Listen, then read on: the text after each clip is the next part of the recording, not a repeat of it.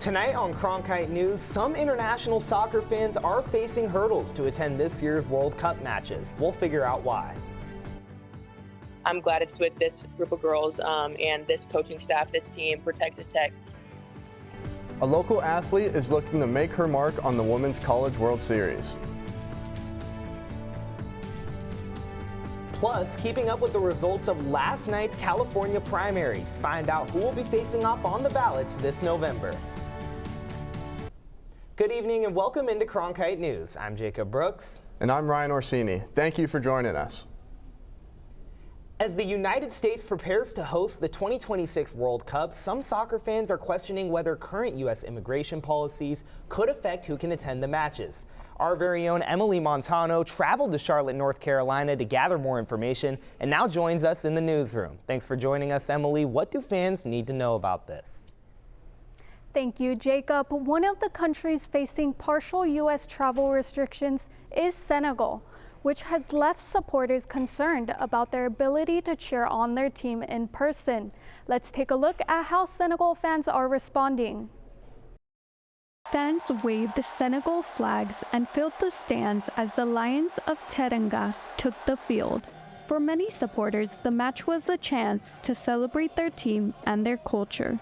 The ambiance, everybody, all the Senegalese, we have what we call the teranga, so we all get together and we just cheer for one another. But as international soccer returns to the United States, some fans say their excitement is mixed with concern. Senegal is currently subject to partial U.S. travel restrictions, which limit entry for certain immigrants and non-immigrants visa holders. At a pre-match news conference, Senegal head coach Pape Thiaw said the team has felt welcomed since arriving. Our trip here went very well, and we had a great journey. We received an extraordinary welcome, which has been wonderful. Now it's just time for the competition to begin.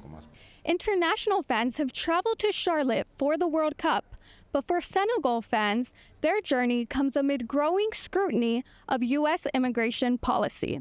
It breaks my heart, honestly, to see the immigration policies currently in the U.S. I think FIFA has some responsibility towards that as well, because before you award a country to host a World Cup, which is the largest competition in the world, you should iron out those issues first. If the country cannot allow people to come watch the game, then pick another country. For some supporters, the issue goes beyond politics.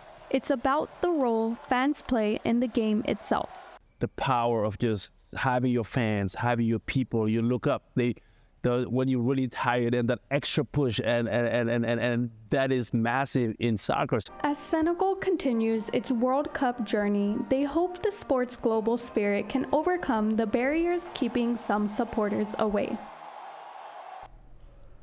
With the FIFA World Cup underway, questions remain about how travel policies could affect international fans. Senegal's national team is expected to remain a strong contender as the 2026 World Cup continues. Back to the desk for more sports updates. In the newsroom, Emily Montano, Cronkite News. The D-backs and Dodgers met for the second game of the series, but after an entertaining game, the Dodgers prevailed 6-5. The game started with Dodger stars making a difference. California native Freddie Freeman hit a 2-run homer, then Shohei Ohtani with a 2-run triple to make it 4-0 in the second.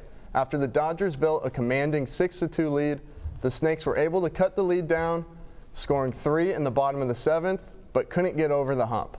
Game 3 is tonight with an Ohtani and Gallen pitching duel. We've got a feel-good sports story for you out of Tempe today as ASU hosted its annual youth football camp.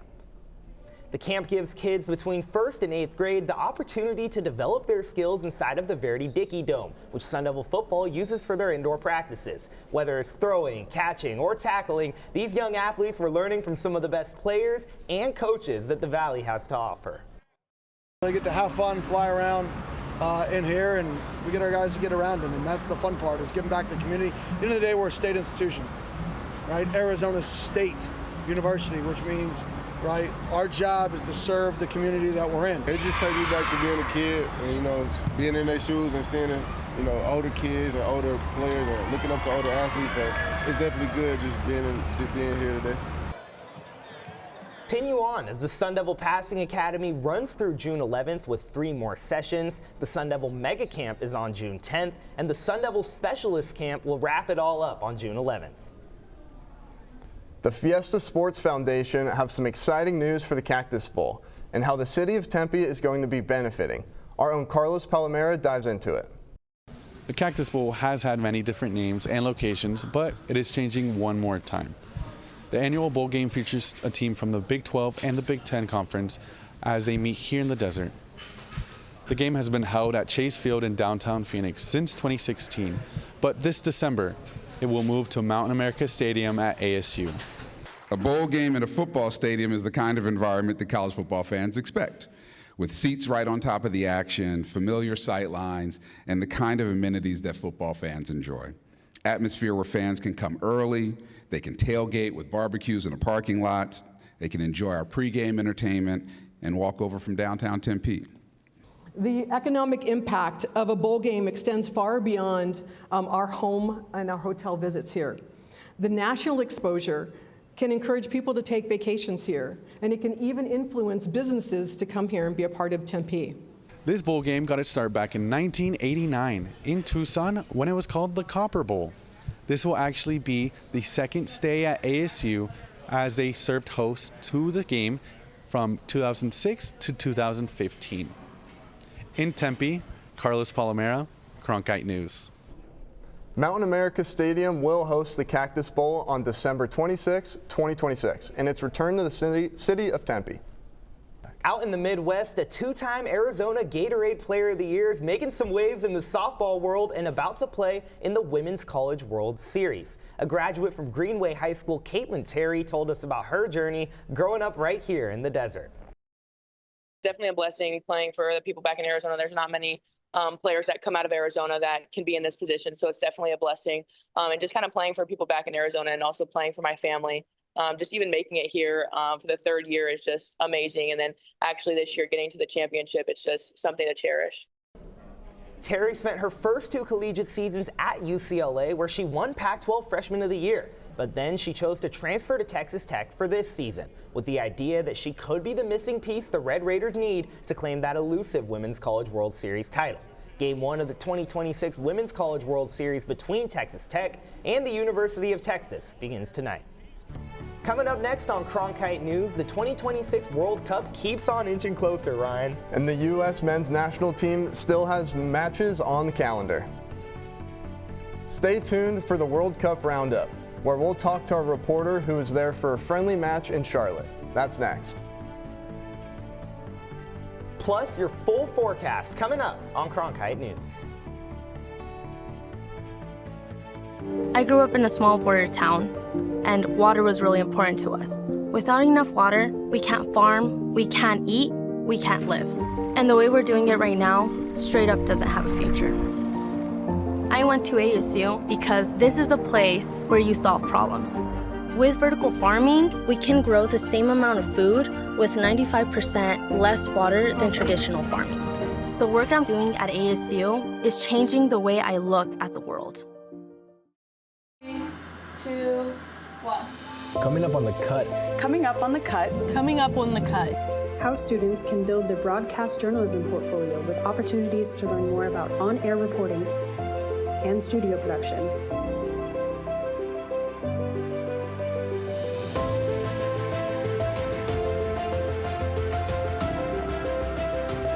Be sure to follow us on Instagram at @thecut_network and on X at @CutASU. The scientists and engineers that support the next mission to Mars could be in this class. Getting a degree at ASU is a journey that can take you anywhere. Into a world of groundbreaking technology and renowned award-winning faculty.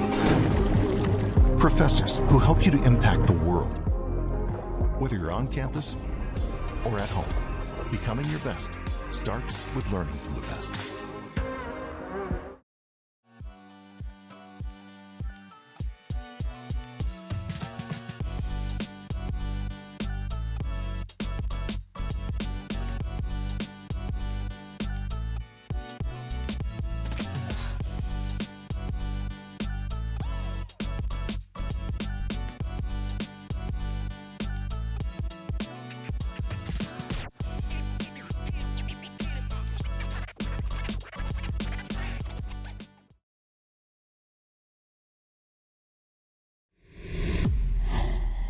Welcome to a World Cup Roundup here at Cronkite News. I'm Juan Manos Alba. And I'm Daniel Duque. The U.S. men's national soccer team kicked off its World Cup preparation with a friendly game against Senegal in Charlotte. Juan, you witnessed this game from the Bank of America Stadium. What takeaways do you have from the team's performance? Well, I think the U.S. was able to deliver one of its most complete performances under head coach Mauricio Pochettino. Offensively, the U.S. was solid. They won the ball high up and consistently looked to attack with quick transitions once possession was recovered. Let's roll the tape on the Stars and Stripes. Christian Pulisic broke his drought, scoring for the first time in nearly 5 months. It was a big relief for one of the Americans' biggest stars, and despite the 3-2 win, the U.S. struggled in defense and let their early lead slip away. They conceded 2 goals from significant defensive errors, something Pochettino should definitely look before its World Cup kickoff against Paraguay.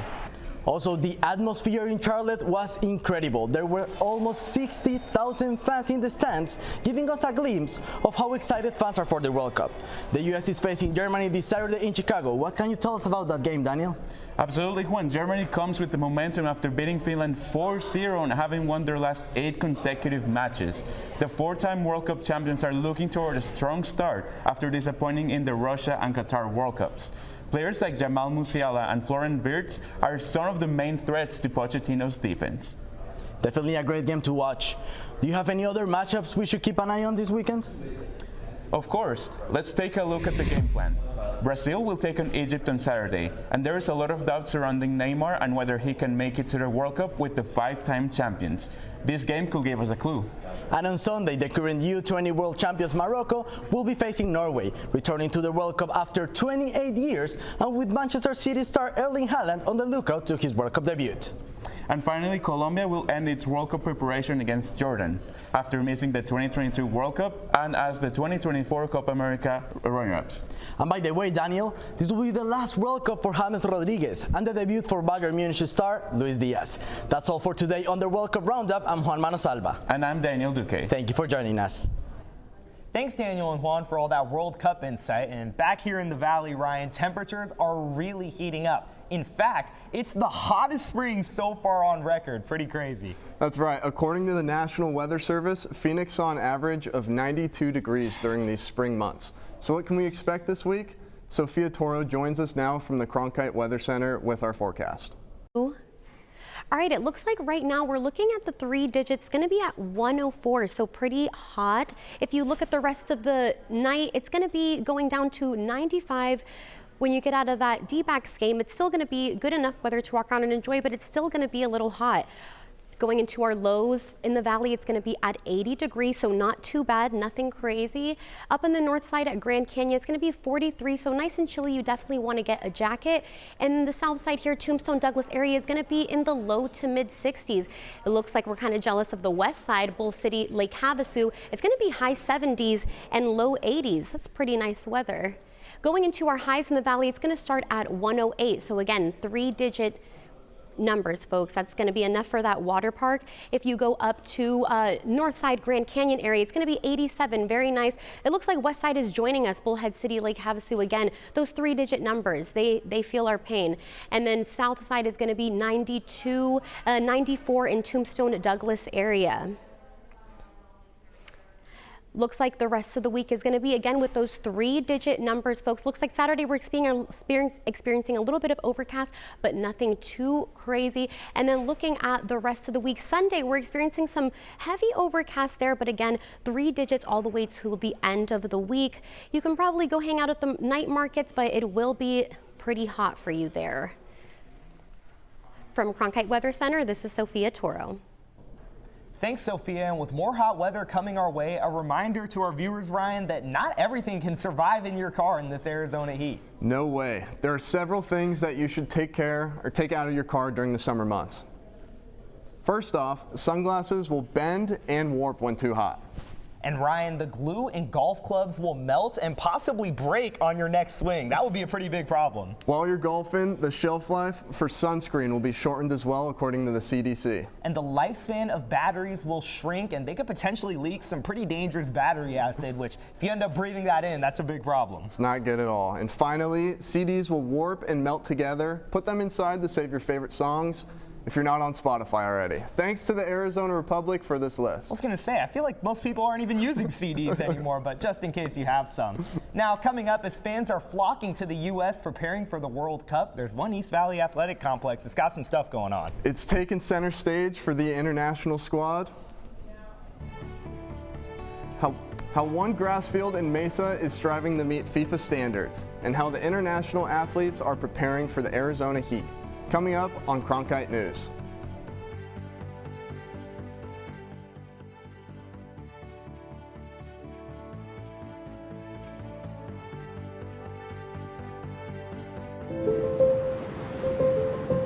People have always had trouble trying to put me into a box. A professor, suit and tie is just not me. Without the ocean, I don't know what I would do. You know, the ocean's always been there for me. As Hawaiian people, we believe that the coral is the first living being to come out of the darkness. It's the foundation of our entire lifestyle, and that's what my research is about. What we do is we take photographs of the reef over long periods of time to create models that can tell us what the planet is doing. If we go deaf to what the Earth is telling us, then we'll never be able to live in harmony. If I can get my students excited about protecting the ocean, then they're the ones who are gonna really make the difference. I hope my students realize that I'm not trying to prepare them for something in the distant future. Their time is now at Arizona State University.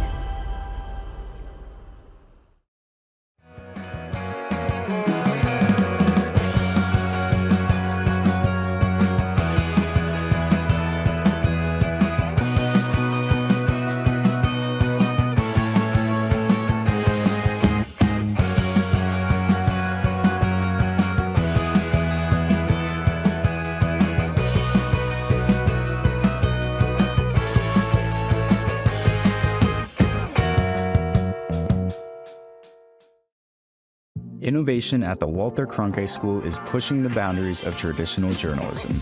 Storytelling has evolved over the years. This is part of that evolution. Students in the Innovation and Entrepreneurship Lab are using emerging technology to create scenes in augmented and virtual reality, coding playable games, and bringing the audience into the story. They're only limited by their imagination and their willingness to learn. Find out more at cronkite.asu.edu. Welcome back to Cronkite News. I'm Caroline Rowland with a look at tonight's news headlines. As we mentioned earlier in the newscast, the world's biggest sporting event, the World Cup, kicks off next week, and a portion of the cup is coming to the East Valley, where the men's Turkish national soccer team will train. Cronkite News reporter Paloma Rochelle went behind the scenes to see just how the players are performing for Arizona's famous heat. The sounds of water hoses and mowers fill the air at the Arizona Athletic Grounds in Mesa. This 275-acre campus will be the home away from home for the Turkey men's national soccer team. Maintaining a surface worthy of elite international athletes requires a precise process. The way that the field looks, plays, feels, touches will be exactly the same as the stadiums that they're playing in. But perfect grass is only half the battle, especially when dealing with a sweltering Arizona summer. To beat the intense valley heat, training sessions will be split, forcing the team inside from 5:30 to 7:30 in the evening. Yeah, obviously it's June and we're in Arizona, so there are some limitations to what you can do at certain times of the day. Fortunately, the Mesa facility features a 2-level fitness center built for high-performance athletes. The reason that we've been chosen by Turkey is because we have world-class facilities and we offer that white glove service. For groundskeeper caretaker Juan Avila, hosting major tournaments is becoming a regular tradition, but nothing compares to the grand stage. We are doing the measurements they send us for FIFA, and that's what we're working on. We're really excited because as you see the guys work in the background, these are hard-working guys, and we're nervous, but we're very excited and we're up for the challenge.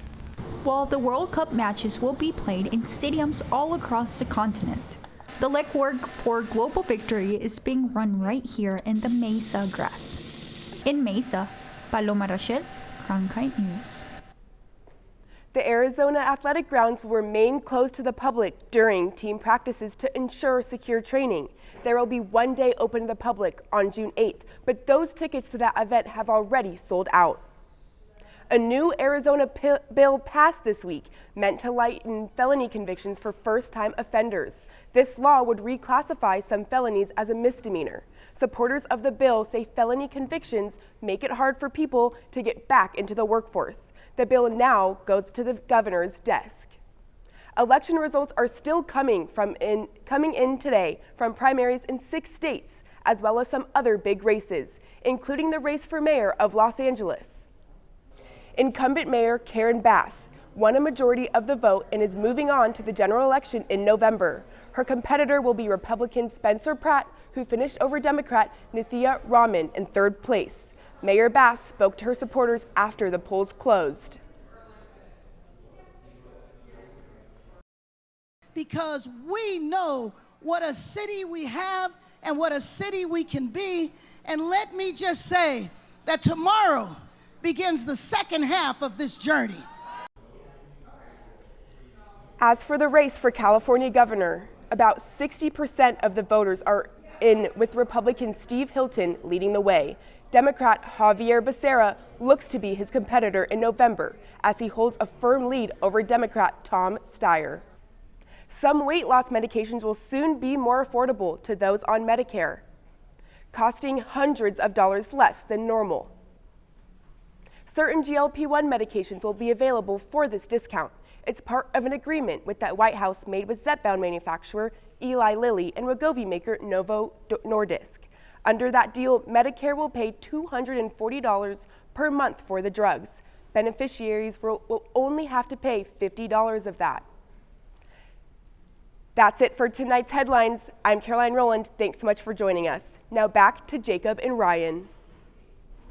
Thanks, Caroline. Coming up next on Cronkite News, Ryan, the NBA Finals are finally here. Can't wait. While fans are preparing for Game 1 in San Antonio, they'll be able to spot a familiar sight during tonight's broadcast. Find out more about an iconic piece of basketball imagery that will make an appearance tonight. Details when we return.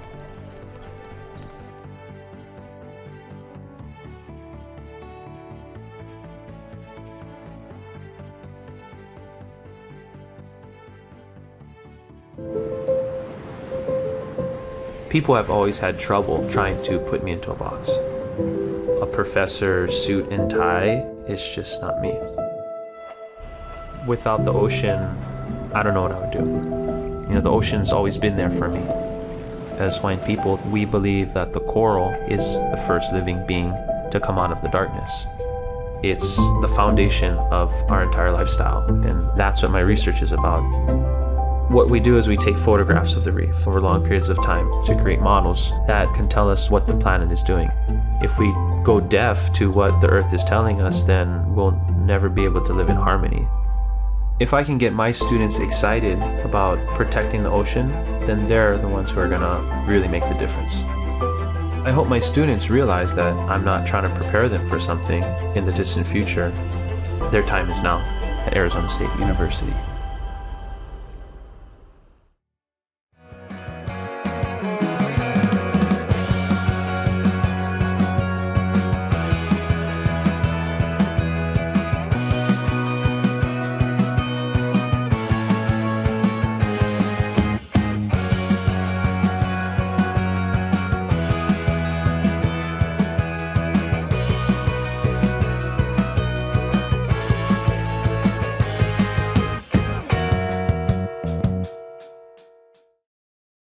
Innovation at the Walter Cronkite School is pushing the boundaries of traditional journalism. Storytelling has evolved over the years. This is part of that evolution. Students in the Innovation and Entrepreneurship Lab are using emerging technology to create scenes in augmented and virtual reality, coding playable games, and bringing the audience into the story. They're only limited by their imagination and their willingness to learn. Find out more at cronkite.asu.edu.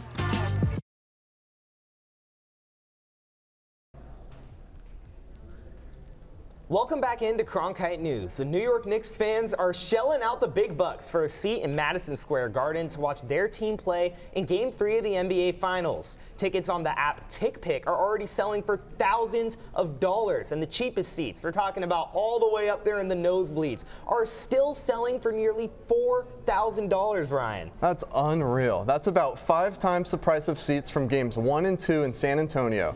But get this, some seats near the court are selling for $250,000, Jacob. Unreal. Yeah, that is absolutely nuts. And our final headline tonight, those ticket prices for the NBA Finals aren't the only thing that have fans in an uproar, but this other topic, Ryan, seems to have generated a more positive reaction. Absolutely. The hardwood courts in the finals contain a glaring detail not seen in 17 years. The Larry O'Brien Trophy is back. Featured on the floor for the first time since 2009, replacing the digital graphics of previous years. Instead of a simple decal, the trophy is now painted onto the slabs of the court, allowing for better traction as well. That's it for tonight's edition of Cronkite News. I'm Jacob Brooks. And I'm Ryan Orsini. Thank you for...